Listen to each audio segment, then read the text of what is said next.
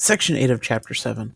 Technically, this is the last section, Chapter 7, but remember, after this, we're actually going to do the last section, Chapter 6, which is the exact same thing as this, except with polynomials instead of exponential and logarithmic models. But today we're going to be curve fitting.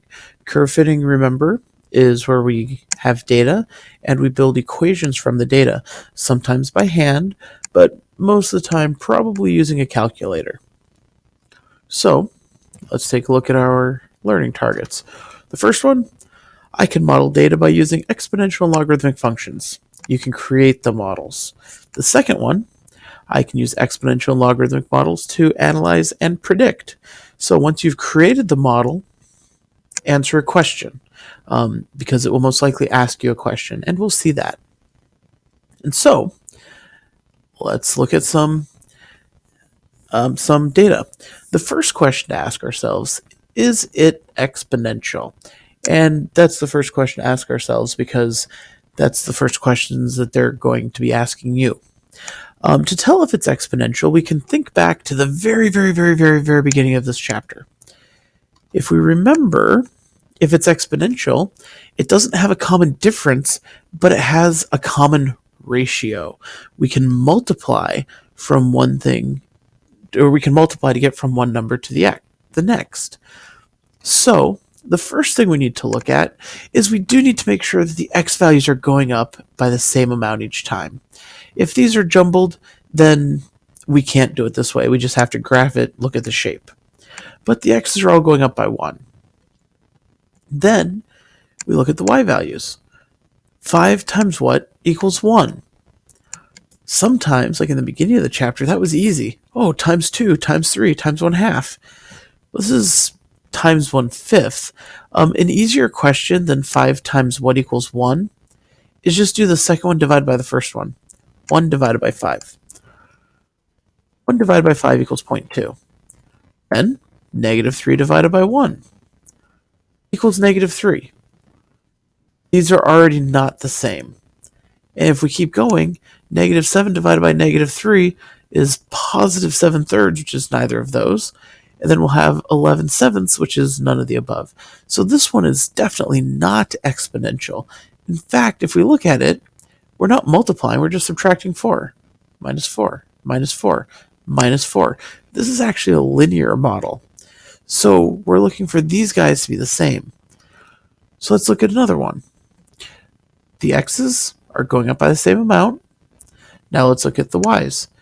18 divided by 27 reduces to 2/3.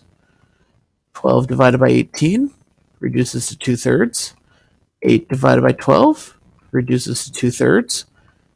5 1/3 divided by 8 does in fact reduce to 2/3. We'd probably want to make it 15 16/3 divided by 8. You divide by 8 over 1, you can flip it, multiply by 1 over 8, and you do end up getting 2/3. And so this one is exponential because it has that common ratio of 2/3. And so when we have nice, pretty data like this, where you can see it comes from a math book, everything works out beautifully, we don't need a calculator to write an equation. If we go back to our equation, f of x equals ab to the x, this common ratio is b. So that's going to be 2/3.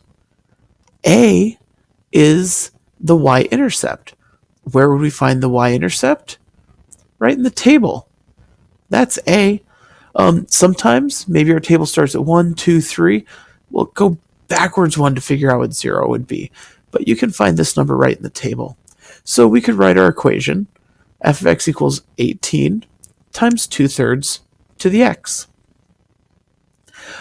And so you might be asking yourself, well, that's nice. It's all like when the data comes out nice, that works. What if it doesn't come out nice? Well, that's what we're going to get to in the next slide. Before we get there, and the question doesn't really get asked all that much, at least not right now, but this is exponential. What if it asked if it was logarithmic?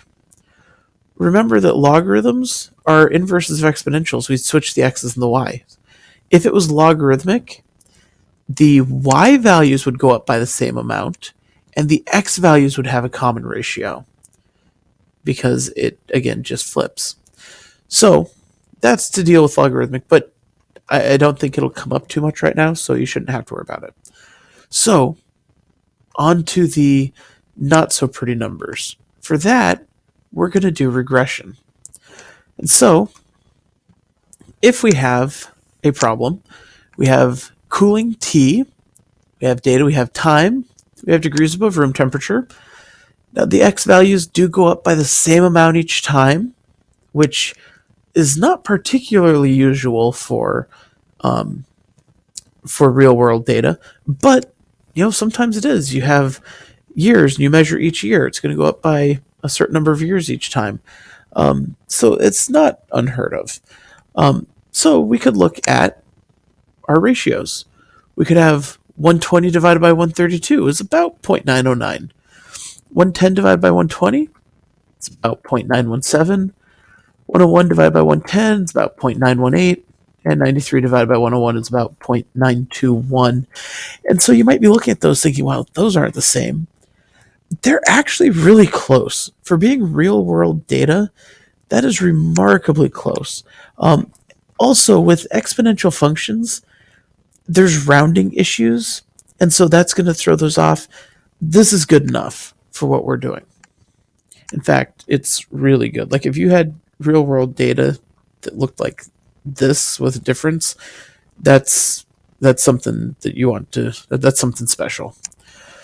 And so we're going to do regression. To do regression, you're going to want to get your calculator. So go ahead, get your calculator out. I'll wait. Participate in your own education. You have it yet?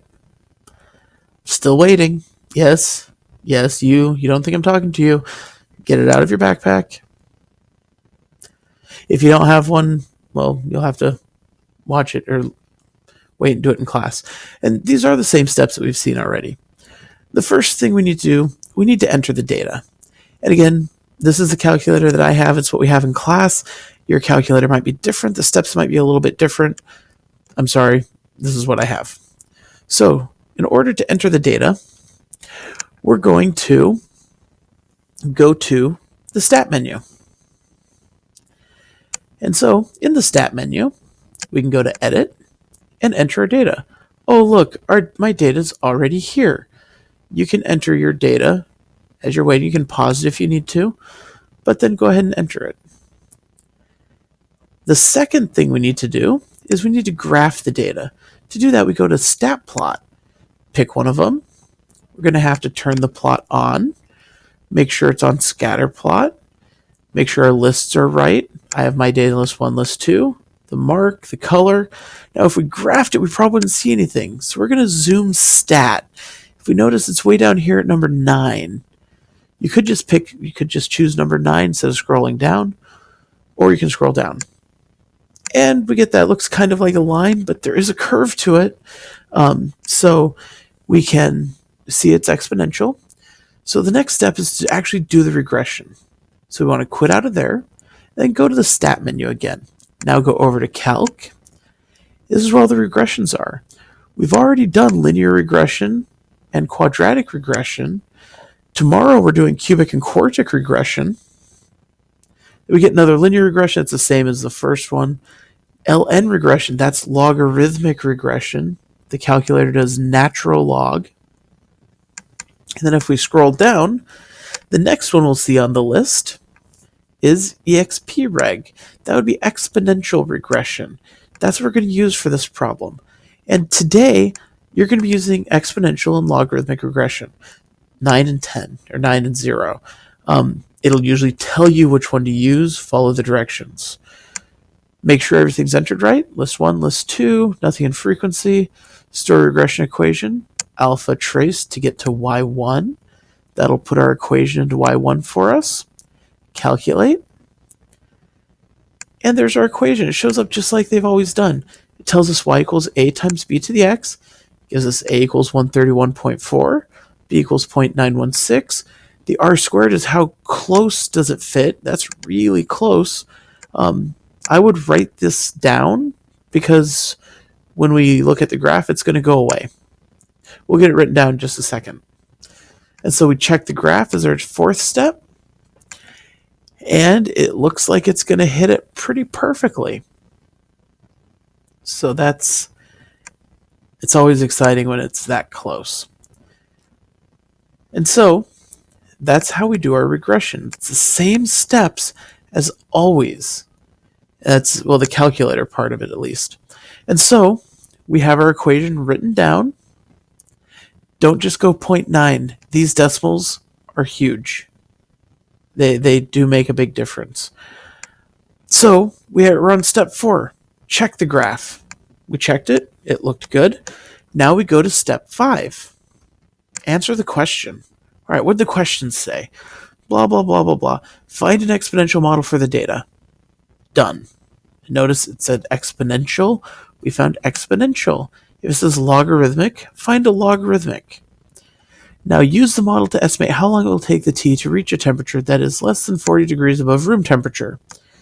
So, degrees above room temperature is y, so we need to plug 40 in for y.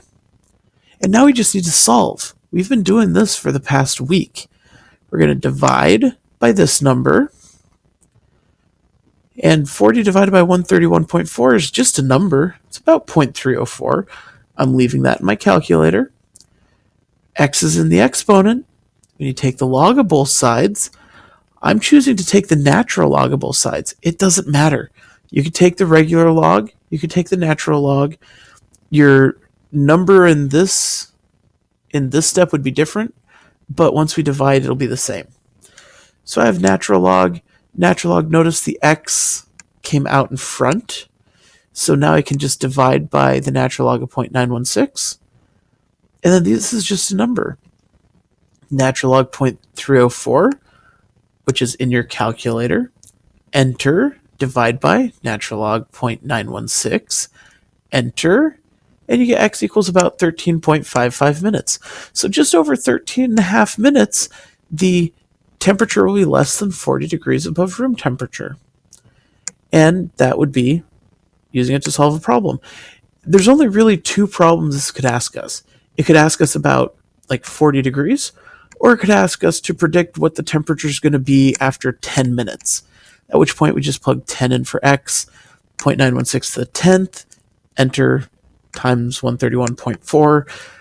We've been doing this for a week, but remember the calculator stuff. That's the regression. That's something that we've done in the past, but it's been a while. We'll be doing it again tomorrow, and then practicing it again the next day. So we'll get a lot of practice on this in the next couple days. Anyway, don't forget to comment, and I will see you in class.